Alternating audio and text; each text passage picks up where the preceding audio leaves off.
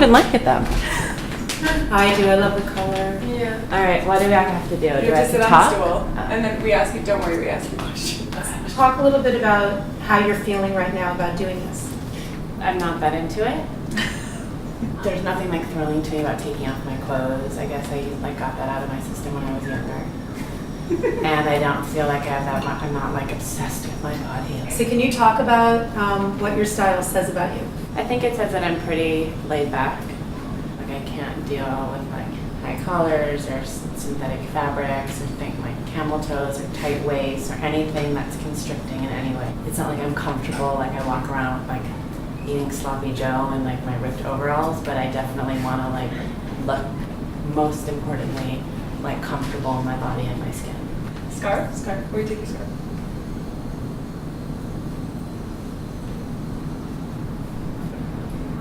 Can you talk about assumptions that other people you feel might have about you or that you've experienced based on your style?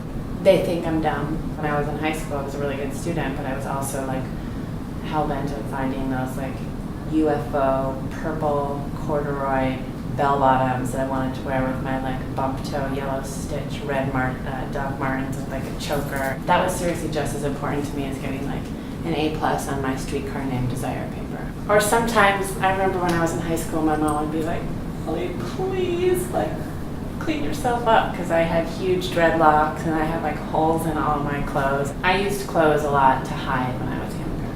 Oh, I follow the Grateful Dead and I only wear tablecloths as dresses. So I'm better than you. Or like cornrows like Snoop Dogg and a gold tooth and a nameplate necklace and purple Nikes.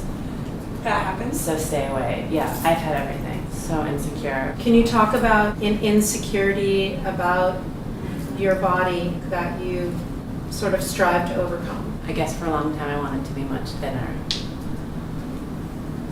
And that was just one thing that I obsessed over really hard for probably 15 years. Like, you need to be thin. But I always say, you know, I blame it on the 90s, not really, but those campaigns, I guess especially that Calvin Klein campaign, they did such a great job of just like capturing this feeling of this like woman is sort of this like empty, blank vessel. I always used to look at that stuff and think like, if I could look like that, I could feel like that. I wouldn't feel so like heavy and bothered and plagued and neurotic. I wouldn't have a care. I just like smoke cigarettes and fly around in my private jet. When do you feel the most vulnerable? I felt vulnerable last night. I had dinner with some friends and I felt like they were like really perfect and had everything figured out. I also walked into the dinner. It was near my house. So I'd gone home before and I'd put on like a junky outfit, put on espadrilles and like jean shorts and like a t-shirt. And I walked into the dinner and they were like dressed.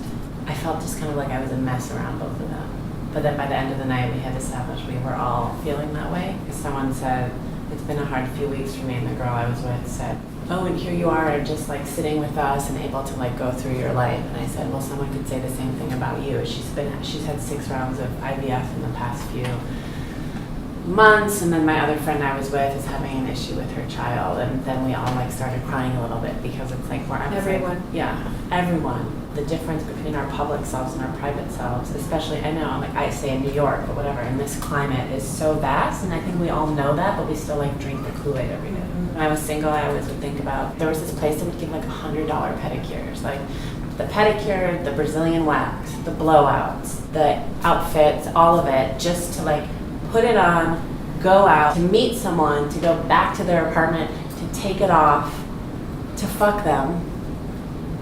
For that, and then like it's not even about the sex, it was always for me about that like the 15 minutes like in the morning where you were like spooning, snuggling, like a person I didn't even know. Spooning, snuggling, like sharing feelings, and then get dressed, go back out. Like it was about that little part of it. So can you respond to in your body is a good place to be? What do you mean? If you were to ask me this question in the late 90s, it would not be a good place to be.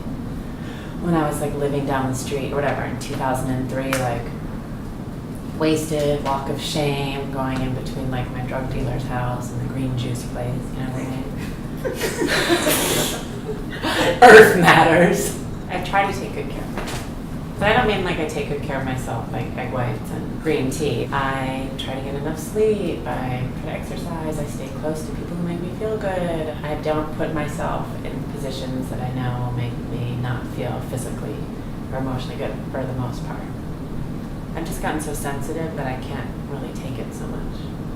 I relate to that. You express yourself in the most amazing way. I strive to express get myself lost in, like, the verbally story. like you do. Oh, you guys, thanks. The way Yeah. earlier you just said sloppy Joe and overalls, Yeah. I'm like still on that one. Oh, she said sloppy Joe, like I haven't heard that word or thought about That's so that. funny. I was like chicken pot pie, pepperoni pizza, or sloppy